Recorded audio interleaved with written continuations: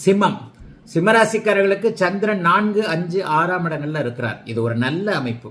சந்திரன் 4ஆம் இடத்துல நீச்சமாக இருந்தாலும் கூட அவர் ஒரு நிலையில பாத்தீங்கன்னா பௌர்ணமி சந்திரனாக இருப்பது கடந்த காலத்துல வீடு சார்ந்த விஷயங்கள், வாகனம் சார்ந்த விஷயங்கள்ல செலவுகள் இருந்தவர்கள், அல்லது வீடு வாங்க முடியலையே, சொந்த ஊர்ல வீடு கட்ட முடியலையே, இங்க இருக்கிற ஊர்லயே ஒரு பிளாட் வாங்க முடியலையே என்ற எண்ணங்கள்ல இருக்கக்கூடியவர்களுக்கு அதற்கான முயற்சிகள் வரக்கூடிய தன்மைகள் இந்த வாரம் சிம்மராசிக்காரர்களுக்கு உண்டு.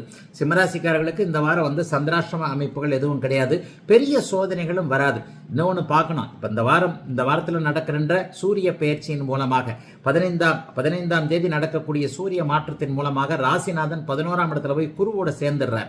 இந்த குருவோட சேர்ந்தா இந்த வரப்போகின்ற மாசம் முழுவதுமே மிகப்பெரிய நன்மை, ஆனி மாதம் முழுவதுமே உண்டு. ஆகவே இன்னும் ஒரு 40 நாட்களுக்கு பெரிய சோதனைகள் எதுவும் இல்லாம நினைத்தது பலிக்கக்கூடிய, ஆரோக்கியம் நன்றாக இருக்கக்கூடிய, உறவுகள் நட்புகள் கை கொடுக்கக்கூடிய, நீங்களே அடுத்தவங்களுக்கு உதவிகளை செய்யக்கூடிய அளவுக்கு தாங்க சிம்மராசிக்காரர்களுக்கு நல்ல பலன்கள் இருக்கும். சந்திராஷ்டம நாட்கள் எதுவும் இல்லை. ராசியில அப்படியே செவ்வாய் வலிமையாக உட்கார்ந்து இருக்கிறதுனால கொஞ்சம் கோபதாபங்கள் அதிகமாக வரும். சகோதரர்களின் மேல கொஞ்சம் கோபத்தை காட்ட வேண்டியிருக்கும். இதை மட்டும் கொஞ்சம் கட்டுப்படுத்தி கொண்டாலே பெரிய அளவில் சோதனைகள் எதுவும் இல்லாம நற்பலன்கள் அதிகமாக நடக்கக்கூடிய ஒரு யோக வாரமாகவே இந்த வாரம் சிம்மராசிக்காரர்களுக்கு இருக்கும். சிம்மராசிக்காரர்களுக்கு வயதிற்கு ஏற்றாற் போல கவலைகள் இல்லாத நல்ல வாரம் இது.